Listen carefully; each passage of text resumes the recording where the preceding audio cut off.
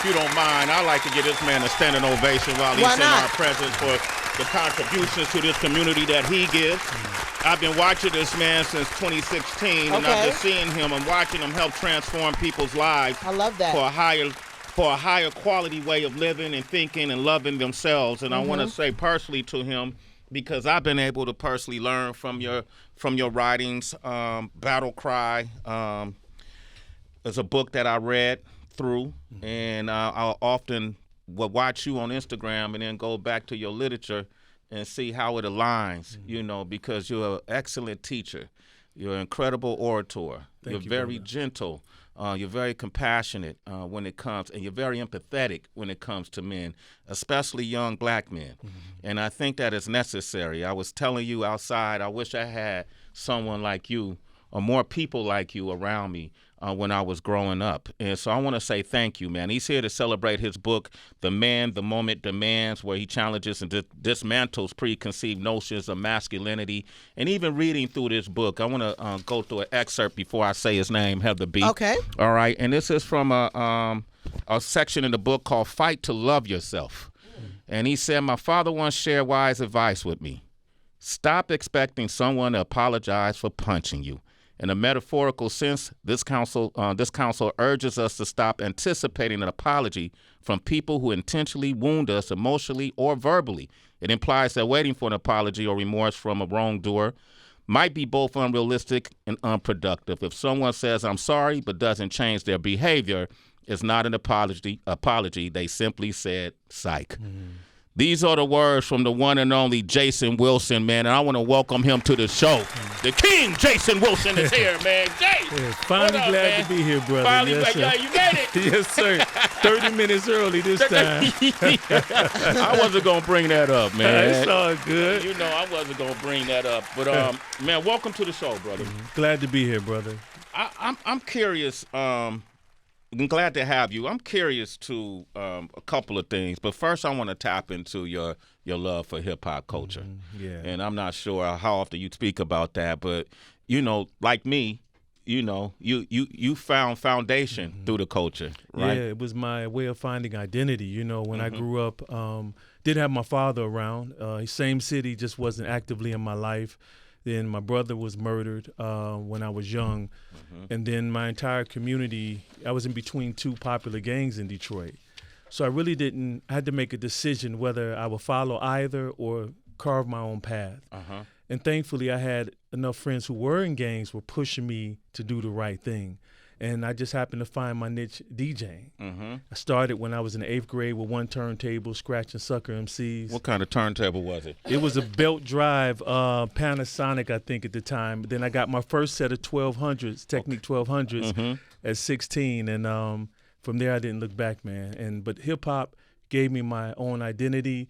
But what was interesting, though, even in DJing and starting producing, I still had a facade on. I often say there's no freedom in the facade. And in the hip-hop culture, we were even programmed to wear it. Even remember E40's song, Practice Looking Hard? Practice Looking Hard, yeah. And then if you look at like all the classic hip-hop album covers, no one ever showed anything besides the tough exterior. We didn't smile a lot. No, and so, but the problem with that is we were not being comprehensive as men. So many of us were still wearing masks, even though we considered ourselves real. And so I discovered later on in my journey from being around so many like guys who were really living that life that a thug was a traumatized human unable to grieve. And I created that acronym because it didn't make sense to why someone could step on your shoe and next thing you know, someone's going to shoot them because they stepped on their shoe or bumped into you. So when we're taught to embrace trauma like it's a badge of honor, instead of saying, no, wait a minute, it's not normal for my children to hear gunshots at midnight, we need to really reflect, because now, for some reason, the culture, the hip-hop I grew up on, it changed into something that promoted what we were against. We were trying to uplift our community, and I found myself on the other side of that, being a hypocrite, because I was producing songs that countered what God had placed in my heart. Wow. Like, who did you produce for? In Detroit, I produced, my group was Chaos and Maestro. I was a DJ Maestro back then. But far as well-known, I produced for Redman with Chris Webber. He had a song with Redman, Nothing to Do. You know that one, Heather?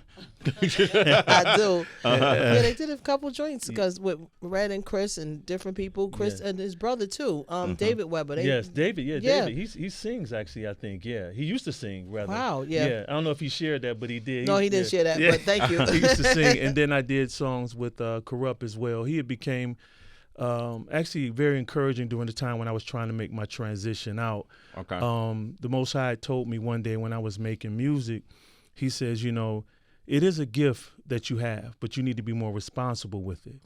And when I decided to step away, and Corrupt was like, man, why are you stopping? I said, well, yeah, to you it may just be a beat, but it's much deeper than that. So the beat represents a gun. Your lyrics represents the bullets. When they come together, I'm destroying a mind. And Corrupt was like, wow, that's deep. And I had to make sure that I had the right bullets in this gun. That what I was using, this gift that God had given me, that I wasn't using it to perpetuate something that was very detrimental to our community. And so I love the culture. I love the 5 elements, just everything about it. But at the same time, I see so many hurting within the culture. And that's what I believe I'm called to do now. Is like, look, yes, you know, we're more than just providers and protectors and fighters, all right? But as men, we're missing the deeper side of humanity. And because of that, we're struggling, we're suffering in silence. Even Drake says, I pop bottles because I bottle my emotions. So we miss that, but this brother is literally saying, I can't express myself, so I'm going to get high or drunk. How many of us in that culture, I used to drink 40s every day. Damn. Trying to repress the pain of my father not being there, my brother being murdered, my friends getting shot. No one ever taught me how to process, but instead I'm going to look hard 24/7, impervious to any emotion. And it made us so unhealthy. Even now, today as men, we die almost 4 times as likely as women by suicide. We repress too much, and we're actually admonished at times for being expressive or expressing the human side of us. So we go into what I call emotional incarceration. And now we love suffering. Well, we don't love it. We think suffering and silence is a code of honor. But unfortunately, men aren't living full lives. No, I'm living full lives. Yeah, man. What you speak of, we all, I think as men, if you grow up in a certain environment, you know, we come to these crossroads that you're speaking of. I often came to that crossroad working in this business for so many decades, and sometimes I have artists whose music isn't aligned with my walk, you know, but at the same time I have empathy and sympathy for those men or women, and so I want to bring them on the show and give them a chance to shine. But I recall many times when my messaging was in that same direction, you know, trying to search ourselves from within instead of from outside. And I had a lot of people around me, close friends, who had came up with me who didn't really believe me. You know what I mean? Like, you made a transition in your life, right? Yes. And at that point, you came to that crossroad. I'm wondering how many people didn't buy into your transition. They didn't believe it. I remember when I first started just transitioning, my boy Shabazz, who I used to produce music for, he was like, all right, I'm going to wait for you to get over that, dog. So when you get over your Jesus thing, your God thing, and come back, make them beats, I'm here for you. No one believed me, because in our culture, how many men do you see, especially black men, stand bold in their convictions and don't compromise? Yeah.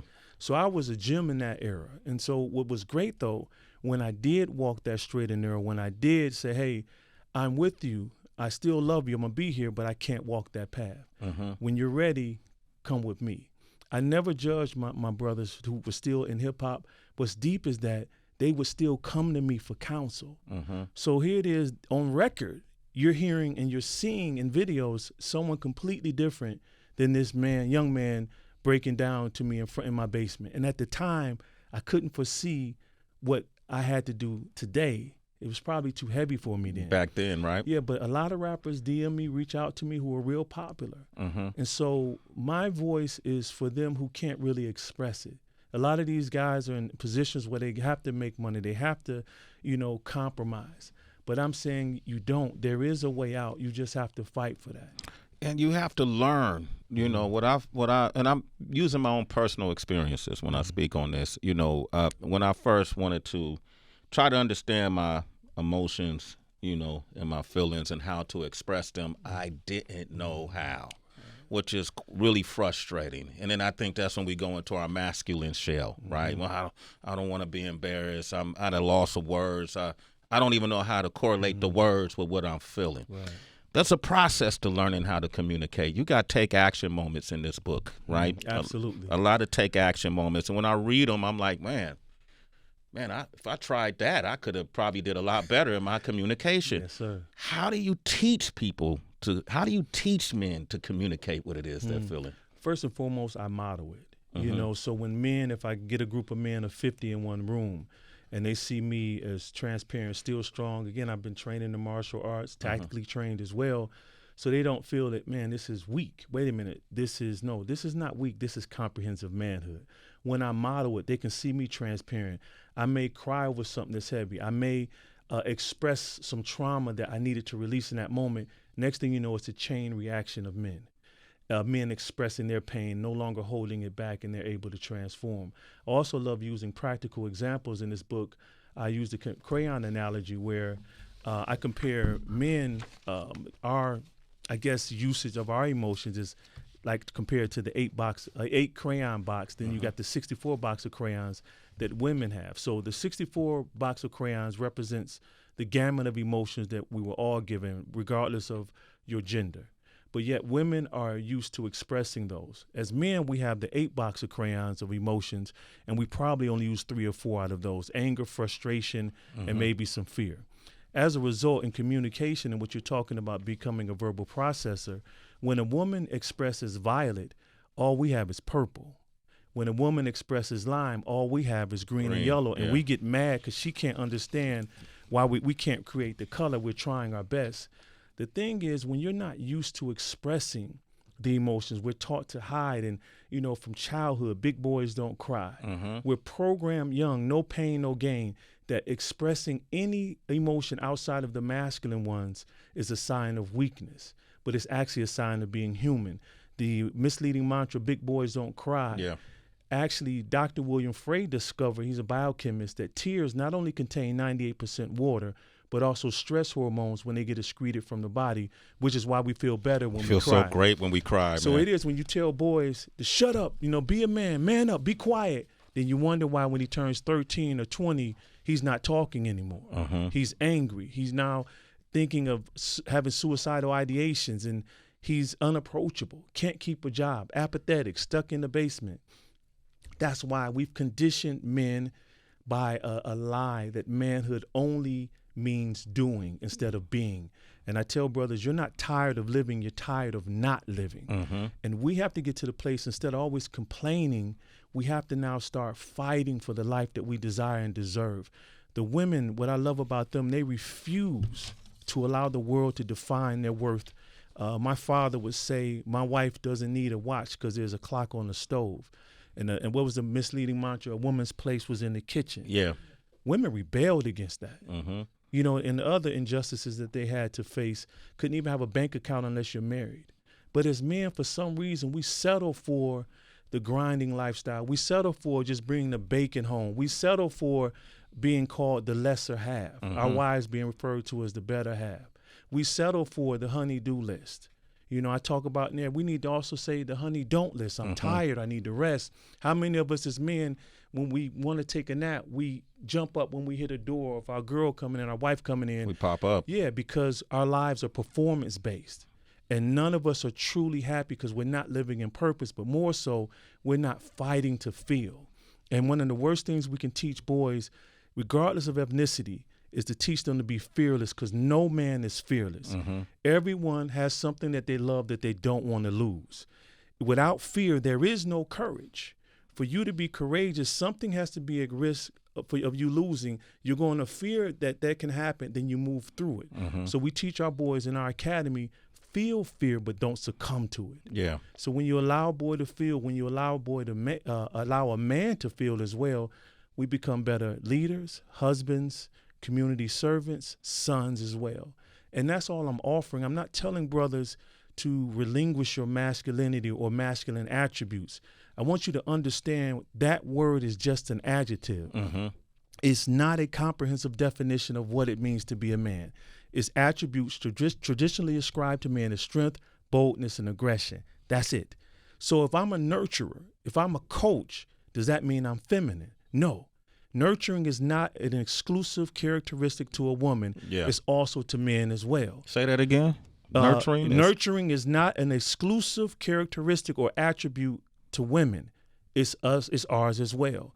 The samurai were great warriors, great fighters, but they also were comprehensive men. They loved the cherry blossom tree. They were farmers. They loved poetry, theater, but no one dared test their manhood. Mm-hmm. And so as men, when you cut off that side, when you only can live out or embody 2 characteristics of the 10 that I lay out in this book, that's why life is miserable. That's why you can't stay in a relationship, because you can't stand your ground and say, hey, I don't have to yell at you, but I'm going to express the offense that you did today. Yes. And we're going to stay here. And when I learned that skill, brother, now the arguing stops. Now the resentment and the yelling, me hitting the table because my point wasn't respected or taken. Those childish behaviors I no longer do now that I became a comprehensive man. I love this, man. Jason Wilson, man. I love it, man. I should have had you here sooner, bro. Could have did a couple of hours. And then when I was reading through a section of the book that talked about fear of commitment, right? And you talked about how the Bible doesn't mention girlfriends. Mm-hmm. Yeah, that's... you know, and so it is when men get to a certain age, it makes you laugh when they refer to their partner as a girlfriend, yeah, right? Yeah, absolutely. And so real quick, I want you to express the importance, because Heather speaks about, you know, partnership and holy matrimony a lot, and you have an amazing wife who got honored with Michigan Chronicles 2025 Woman of Excellence Award. We're talking about Nicole Wilson. Nicole Wilson, your partner, executive director of the union. She holds it down, and so many of us miss that blessing because we think we should have everything together. Yes. Before we get married. So Nicole made more money than me when we got married. Mm-hmm. It still didn't change my position in the home. It didn't matter how much she made. But I needed this woman to come along with me to create what you see today. Mm-hmm. And so I tell brothers, don't allow what you don't have to stop you from getting what you can. If you got a woman right there willing to work with you and help build something, a kingdom together, make it happen. I often say Nicole and I got it together. And that's as men, we need to work on that. But again, we got to go back to the facade or the Superman cape that's strangling us. A good friend of mine once said, when I was just talking with him about marriage and being transparent, he was saying, man, my wife, she can never see Bruce Wayne. She can only see Batman. Mm. And that's another issue when I talk with men that keeps them from committing to a woman. Now, the mask is going to have to come off. Yeah. You're not always stoic. You're not always strong. You're not always confident. And so now she gets to see that you're human. And because we're used to wearing the facade, because we're used to wearing this cape that is now strangling us, when it's time to really be human, when it's time to drop the guard and be safe at home, we can't. And so we run from those relationships because we've been conditioned to believe that all we are is to do. And I'm telling men it's time for us to be proud and just be. And just be. Jason Wilson is here. Mm-hmm. Man, you ever have setbacks? You know, what kind of setbacks do you have on this path of just constantly bettering yourself? We fall back, man. Absolutely. It's like, you know, I've worked out for a year, and then I fell off. I gained everything back, right? So I'm just speaking metaphorically. Yes, for sure. Right? Yeah. You saw a picture from last year, Jason. He got upset. Oh, yeah. I stopped looking at those pictures, man. I'm 55 this year, so I just... Oh, man, welcome, man. Come on, man. Yes. So thankfully for the training, I'm able to stay in some shape. But setbacks, man, they come with life, you know. Okay. And one of the biggest mistakes we can make is not believing that mistakes are our best teachers. And so I tell our boys that, you know, don't allow a fear of failure to stop you from trying. And so one of the principles I adhere to is always reconciling. When I'm wrong, I got to make it right that day. A biblical principle is don't let the sun go down on your wrath. So with Nicole, my children, I can't tell you how many times I said, man, I wish I would have done this better with my son or my daughter. And that's why I titled it The Man the Moment Demands, because I wrote it for so many men who are tired of being the wrong man in the moment. And so when I do make those mistakes and when I do fall short, I first pray and repent if it's needed, like if I truly sinned against the Most High, for one, by my actions. But secondary, I give myself room to fail. And I sit with it for a moment. I have a concept called the 4 R's. Reflect on what's troubling you. Release any thoughts before they become toxic so that you can reset and rest. So I do this in real time. If I'm fighting, I do it. If I'm communicating with Nicole, if she says something, I release it so I can stay in the moment of the communication. Mm-hmm. And so right now, currently, man, just dealing with just being a father. My son is graduating next year and wanting to spend more time and train him. That's amazing, bro. Yeah, but at the same time, it's like, as fathers, especially black men, you know, if you didn't have your father in your life, you catch yourself going way above and beyond trying to attain something that's not humanly possible. What do you mean? Meaning, if I could give my son 28 hours a day, I would. Okay. It's impossible. Yeah. Some things you just can't do. And although it's commendable that we desire to be to our children what our fathers weren't to us, at the same time, we got to leave room for us. And in the process of giving ourselves to our family and taking care of everyone, we forget that we are part of that family too. I love this, man. Jason, man. Hey, I just like watching you talk, brother. It's like I'm watching you on Instagram right now, and I want to give you this space to talk about yourself, your journey, and these revelations, these ideas and philosophies, and these ways that you live. I think it is very important for people to hear it, and I love how you teach it. I'm opening up the phone lines, 888-742-3345. The man the moment demands. You have any questions, and men, call up, and women who trying to understand men, call up. 888-742-3345. DB, what's this called, man? That is Redman and Chris Webber, also known as C. Webb, produced by our very own guest, Jason Wilson. The song is called Nothing to Do. Man. I got to give my brother who co-produced that with me a shout out. He's no longer with us, Amp Fiddler. Okay. He's actually the one who discovered J Dilla. Discovered J Dilla. He's the one who introduced, he gave Q-Tip a cassette of J Dilla. And that's how all that happened. So his name is Amp Fiddler. You Google him, legend. Producer, keyboardist, just phenomenal brother. Lost him recently. Close friend of mine, and he helped produce that song with me. Did you ever work with J Dilla? I didn't work with him, but one day we were shopping for samples. Well, I was, and he pulls up one day, and of course we knew each other being in Detroit, and I had the honor to go record shopping with this brother. Damn. And to learn a lot about sampling and chopping up beats and everything. And so he actually loved this song because he heard it when it was being mixed. And so yeah, J Dilla was truly a phenomenal gift. What did he tell you, man? What did he tell you? One secret. Just, he told me I was trying to like go for a certain sound, like a hardcore, like at that time I was looking for hard rock samples to make like a hardcore, like hip hop track. He said, don't allow yourself just to research or be open to other sounds of music. Don't get set into one style. And so that day I picked up some folk albums, more old school jazz as well. And even, I forgot this one, a sample. It was a Quincy Jones record when he was producing jazz. And we were listening to it together. He says, what do you hear? And so I'm still locked on this hard. That's what I wanted to create. But then he found that same feeling in that jazz record and showed me that I could have the same vibe, same like energy that I wanted with a different vibe. And so J Dilla didn't allow himself to be boxed into one style, which is why I appreciated him as a producer, but even more so that day. And how do you make that a metaphor for life? Well, it was interesting. I'm looking at my brother's turntables over here. It brings back a lot of memories.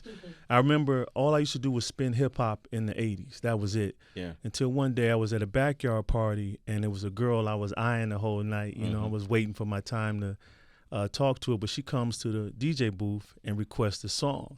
At the time, brother, all I had was hip-hop, but she wanted house music. And I'm like, yo, all I play is hip-hop, you know what I mean? And I proudly said that to her, but she laughed and walked away.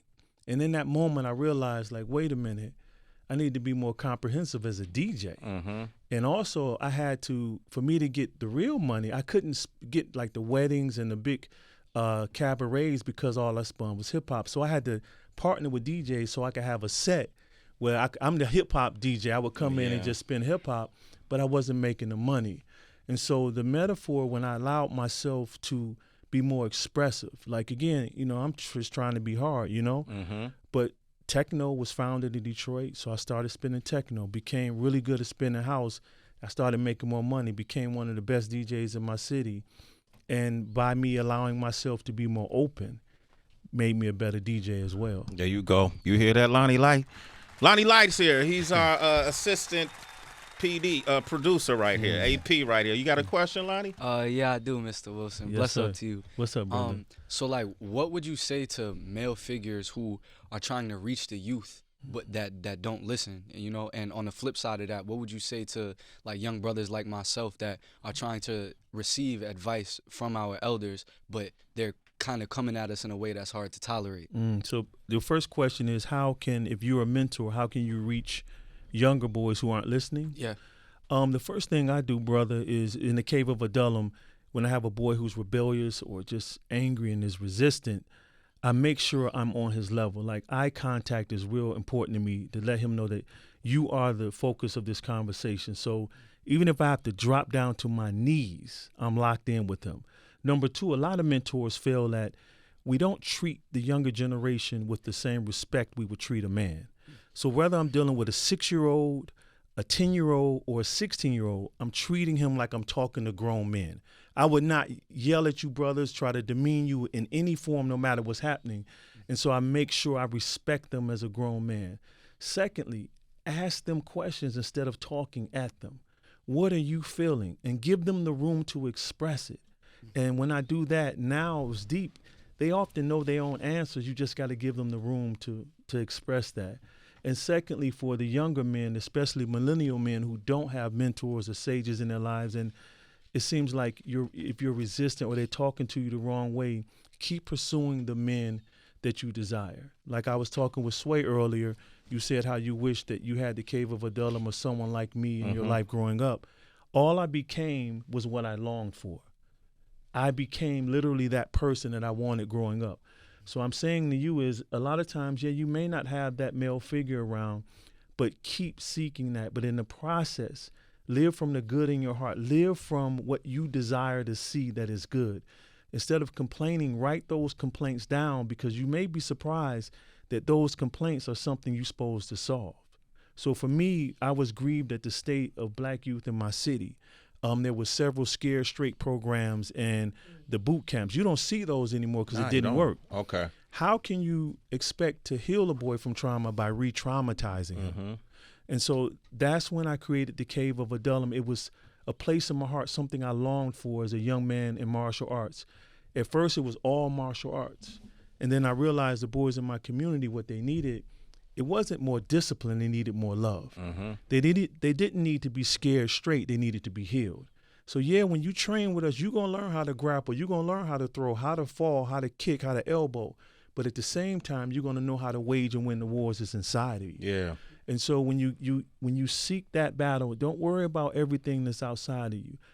When guys come to me saying they want to learn how to fight, I tell them immediately, you cannot defend what hasn't been disciplined. So you have to deal with your body. If I'm in front of you and I throw a fake and you go for it, I'm going to knock you out with my right. So you got to be still enough and being able to do that introspective work where you're not so much concerned about out here. We all know sitting at this table as men, we all got silent wars going on inside of us right now. But how many of us can sit still with that and deal with that, and then find a therapist, find someone you can that can be a mentor to you, and really face that battle. When you do that as a younger man, when you become a man, now you don't have to deal with so much trauma. So again, I often say intergenerational trauma, if that's if that can be passed down, so can healing. So I now say intergenerational healing, but it has to start with us. There you go, intergenerational healing. I like that. Let's go to these phone lines. George is in Nashville. George, say hello to Mr. Wilson. Mr. Wilson, man, it's a pleasure and honor to get to speak with you, sir. How you doing, my brother? I'm good. So I've been diving into your book. It's phenomenal, like all of them have been. And I had one question as I was reading. I started wondering, like, once you're a comprehensive man, how do you lean into those feelings that are starting to come up? Because they started coming at me so fast, I thought I needed to up my testosterone shot. I was just like, this is a lot. So I need to know, like, how do you... Oh, my God. No, I'm serious. I was like, I got the hardest this now, man, because this is a lot. All right, man. Yeah, for sure. No, I mean, no. Listen, my brother, one of my longtime friends called me street guy. You know what I mean? And he was on his journey to comprehensive manhood. He started feeling these emotions that he had been suppressing for so many years. He said, Jay, why am I crying, dog, over a cartoon, man? Yeah. And I said, Right. I say, my brother, you backed up. You need an emotional enema. You got years of emotions, pain. Your friends got shot. Your cousin gets murdered. You lost this, you lost that, and you've been holding all of that in. So you're like a dam ready to burst.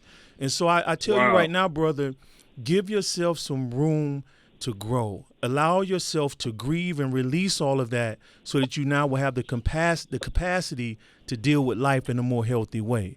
But no, that's a real question for myself. Did you see the interview I did with B. Simone recently? Yeah. Brother, I felt like I needed a testosterone shot after that. All right. But you know what I mean? But in that moment, the Most High didn't need me to be this strong, stoic brother in front of her. He needed me to convey a message that she is loved, she is not abandoned, that she was hidden and being protected by him.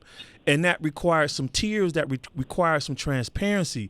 And because I'm a comprehensive man, I don't care about what people think if I'm crying or emotional. Like, what does it mean? What are you going to do about it? Nothing. I am not going back into emotional incarceration, and that's why it's important for you to do it for yourself first. If you do it for anyone else, when you don't feel appreciated or they impassively dismiss your efforts, you're going to go right back. And so what I say first and foremost, allow yourself to grieve, allow yourself to process and release so that you can recover.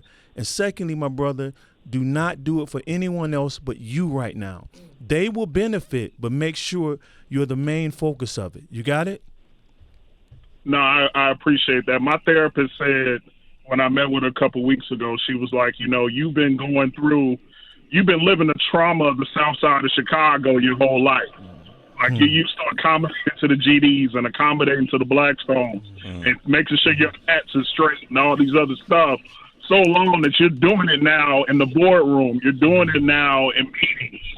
And it's not healthy for you to operate like that anymore. So that definitely vibes with me for sure what you're saying, and I appreciate you. Hey, I'm proud of you, brother. Keep it up, brother. Yeah, I'm proud of you too, George. You don't need no extra shot, man. You don't need We don't need. Hey, George. Hey, George. You know what it is, brother. We just need to be human, man. Yeah, man. And do legs. Go work out the legs in the gym, man. That's build testosterone. All right, brother. You're a super citizen. I swear in the morning. All right, man. Keisha's on the line. Keisha, you got a question for Mr. Wilson? Oh, I have so many. Pick Hello, your best one. Everybody in the studio. Okay. Hey, Keshia. I just want to, hey, Mr. Wilson, how are you? I'm doing well. How you doing? I'm good. I'm just sitting here listening to all this stuff. Sometimes I feel like this pertains to me, even though I'm a woman. My therapist tell me all the time I need to cry more, but I don't. Anywho, my question is, so I've been married 16 years. I think it's 17 this year. Been in love with this man since 8th grade, with all his flaws. And now we're in our 50s. And I feel like he still do the same things he did in high school. And I'm trying to understand, when I try to sit down and talk to him and not lose my temper and not be the crazy black woman, why I still can't get no communication from him. He shuts down. He closed off. But he out here doing the food on a regular. So I'm just trying to understand how to be able to communicate better with this man that's closed off and listening to you. And I'm like, yeah, that sounds like him. Yeah, that's probably what's going on with him. Yeah. But when you have a man that do not show emotion, I've known this man a long time. And even when his father passed, I think he cried away from me. So I can't even say that I really have seen him cry. And so I'm just really lost right now. I almost feel like I'm drowning, reaching for straws. I'm I read books. We believers. It's so just listening to you. I just want your opinion about a man that is closed off and have a woman that's supportive and in his corner and been here, ride or die, and just feel like it goes, I don't want to say unnoticed, but unappreciated, and just I'm feeling like, should I just give up, walk away, and just be like, okay, well, I don't know what else to do with this man. Well, thank you first and foremost for sharing your heart and being transparent with what you're dealing with, especially on a public platform. First, I use myself as an example for you not to lose hope. I was just like your husband. There were many days I would sit on the couch depressed and not even know why. There were many days I would come home yelling and angry and had no idea what was going on inside of me. I remember, just to be real with you, how bad it was when Nicole, my wife, lost our fifth child in a miscarriage. I didn't even cry. I showed no emotion because I felt that wasn't the man thing to do, and this was my daughter, and it still gets me emotional even now that here it is, as men, we're okay with seeing men cry when they win a Super Bowl trophy, but a man is like called a weak or, excuse my language, a hoe if he cries over his wife walking down the aisle for him to marry her. Or me losing my daughter, I felt that in that moment, there's only one way, and that's to be strong. And here it is, I'm crushed. And so I share that to say that your husband, he's emotionally incarcerated and he's had a lot of losses. I don't even know him, but I can tell you because I know so many men like him. He's been conditioned from childhood to repress pain, to stay strong. We'll tell each other if someone's mother has passed, we'll give him dap and say, stay strong, bro. And this man's mother just died. And so I want you to really understand what has happened to us as men in regards to the programming that society has done, the music, the culture, everything. And I hope that will first and foremost keep you empathetic towards him. Secondly, I always advise this to women. I do it myself with my wife. Ask him a time in his life where life was just felt like it was hopeless or he was going through a lot of trauma. And then ask him, could he please send you a picture of him during that time? A lot of times what you're seeing, you're not communicating with your husband. You're communicating with the broken boy inside of him. And so I keep a picture of my wife inside of my phone. I look at that whenever we have conflict because she shared that moment in her life that was very unstable. And that keeps my heart tender towards her. And so when you find that picture and he gives it to you, let the mothering side of you come out because he has a broken boy inside of him that hasn't been healed. And then lastly, I don't know if you two have ever considered therapy or marriage counseling. I strongly suggest that you say you two are believers. The scriptures say, where there's an abundance of counselors, there's victory. So make sure you and him take that path as well. And you need to take care of yourself. So many black women have had to be strong for so many years that you're not crying anymore. You're not releasing. And I often say as black men, if we ever lose the black woman's empathy and compassion and love, we're done. So I need you to take care of yourself in this process as well. And I got one more I often tell women. Send them one of my videos on Instagram or something. Just say, hey, I just saw this video. I thought this may be interesting to you. And what that does, it often leads men down a trail that they desire to travel but have never seen. And so just share it with them. Don't say anything about it. Just send a video and say, hey, I think you should check this out. This is kind of cool. And then trust God will lead him on the path to healing. And Keshia. This way. How you doing? I'm good.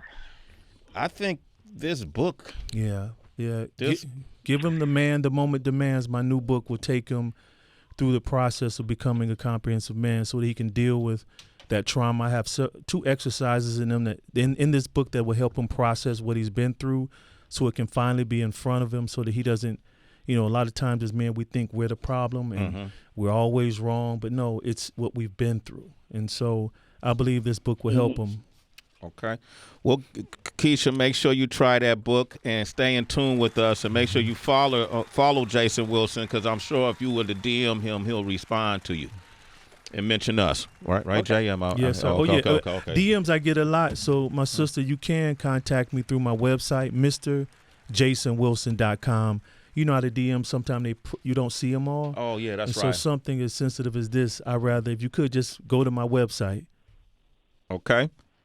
Okay. Here for you, Keshia. And I'm praying for you, Keshia. I'll be praying when I'm out here. All right. Hey, thank you. I Yeah. need it. All right, And I'll be in the Bay this weekend, Keshia. We're doing our auditions. I know I won't be there, but I'm gonna be there. Okay. All yeah, right. I'm not that, but I'll be there on. I'm coming to the track meet.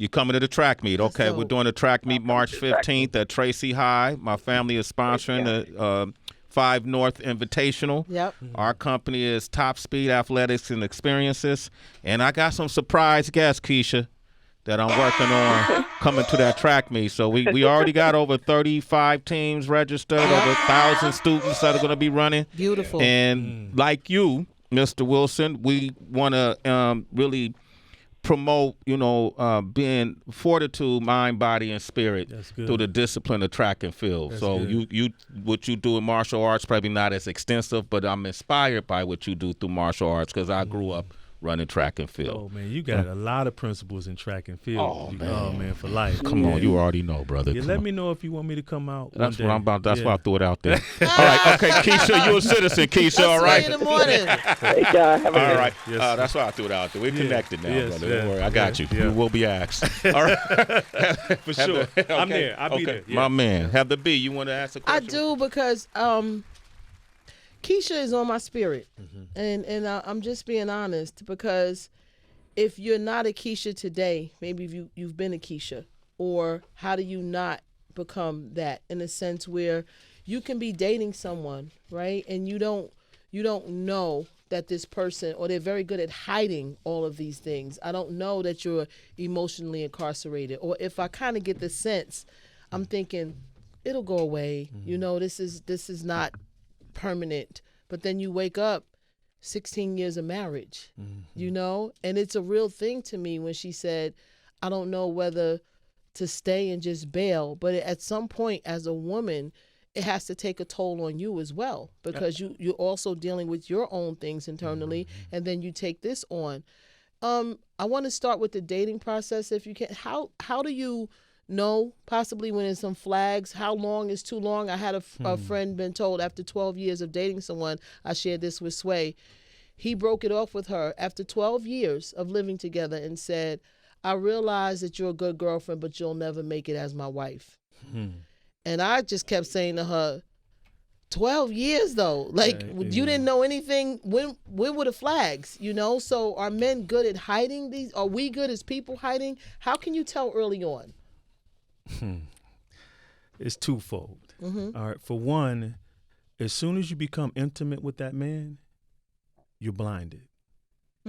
That's why it's important that you stop giving boyfriends what your husband deserves. All right. And so when you allow your fortress to be penetrated, now this man pretty much is all in your head. Yeah. You can't see anymore. So I would start right there. Stop giving boys what your husband deserves. Stop, like Nicole, when I met her, we could never live together. That was that's not going to happen. Right. And majority of our problems came from because we got intimate before God could even build the friendship, before God could even work out anything in us. So when you bring those emotions in, now it makes it harder for you to break away, both men and women. What I tell women, what I love about this book, actually a few women had told me they use this book now so they can understand what a comprehensive man looks like. You can see it from the door. When I wasn't one, I wore the facade. I could hide it. But eventually, if you're staying with someone, you see it. But it's your fear of letting go that stops you from leaving or doing something about it. And so that comes from a lack of self-love or self-worth. And when you don't have that, you start settling. And next thing you know, this 6 months of dating turns into 2 years to 5 years. Nicole had to give me an ultimatum. She gave me back the engagement ring and said, when you're ready to marry me, then we can talk. So you got to make that stand for yourself as a woman. But the key thing, if you have don't give these boys, and I'm not talking about little boys, but men who aren't, males who aren't comprehensive men, stop giving them that access. Same thing with our brothers. These women, you got to understand that you're part of the treat too, brother. You know what I mean? It's like we think that being intimate with them is only like beneficial to us. It's beneficial to them too as well. I need you to start like valuing yourself more than what you do. And if you led by your penis, you can never really walk in your purpose. And it will always lead us astray. And so many brothers fall down that path as well. And so again, it's twofold. And we both have to understand as soon as we allow someone into that space, we're more vulnerable. And that's the correct sense of that word. Yes. Yeah. Thank you. Yeah, you're welcome. Give this man a round of applause, man. Mr. Jason Wilson is here. And the book is The Moment Demands, Master the 10 Characteristics of the Comprehensive Man. It's an incredible book. It's an easy read. Thanks, brother. Easy to comprehend. You give a lot of basic examples that I think is great food. Easy to digest. And I want to thank you, man. Your works have helped me out in many ways. Thank you, brother. That means a lot. And thank you for inviting me here. And again, I look forward to partnering with you with your track. It's the track meet. Track meet. It's March 15th. It's March 15th. Yeah, but listen, we got more coming. Don't worry, okay? Yo, Jason was like my man. You already knew I had something. You didn't tell me. March 15th, that's what he does, though. This is how he wiggles you into work. And so now, this is real important for us, especially all of us in here, especially you, brother. Yes. When I learned how to say no, it helped me to live more. Oh, you say anything with him? Yeah. You gotta learn. No is not an attack on you. It's just not now. Yeah. You know what I mean? And so I'm real quick to saying that because at one point I was a slave to what everyone was calling me to do instead of the Most High's calling. Yes. And I was pulled away in all these directions, frustrated, angry, no patience at home, until I started saying, no, not now. I can't do it right now, but maybe later. And so, especially for men like yourself, who's highly sought after, radio, the influence, everyone is always pulling at you. You got to make sure you live what I call the imbalanced life. And I guess close with this. So many of us are taught to live the balanced life. Yeah. When you do that, nothing truly takes priority. So if you have your family, the Most High here, and all your endeavors here, and it stays balanced, your energy is dispersed to both of them. For me, I teach to live an imbalanced life where one side always tips the scale. When my life is balanced, my family is neglected, my mission is neglected, and my worship with the Most High is neglected. I always have that scale tipped. Everything else will work out as long as this one is being taken care of. There you go. Yeah. All right, hey, man, I appreciate you, man. I already know. You got a lot on you. Stop giving out Torch's number, Sway. That's how he passes it off the Torch. That's I want to see everybody win. Okay. Your Torch. That's who you've been communicating with. So that's why you point to him, like, huh? Get him. Well, this is one of many conversations I hope we have. Yeah. Okay. I'm honored to come back, man. Okay. And appreciate you again reaching out and giving me an opportunity to give a liberating message to men who are suffering and ready to break free. And we appreciate you and your service, brother. Thanks, Stay the course. You got allies. Yeah, thank you. Know that you got allies. And I'm available for you as well. Appreciate it, brother. Okay, cool. Give it up for Jason Wilson, citizens. All right.